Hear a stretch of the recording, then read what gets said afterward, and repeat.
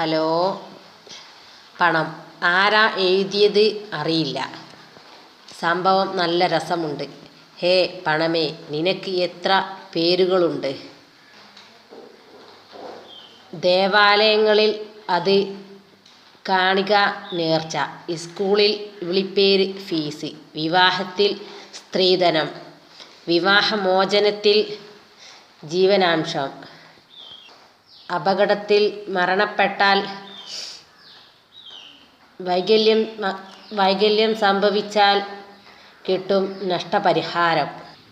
ദരിദ്രന് കൊടുത്താൽ അത് ഭിക്ഷയായി. തിരിച്ചു തരണമെന്ന് പറഞ്ഞ് ആർക്കെങ്കിലും കൊടുത്താലോ അത് കടമായി.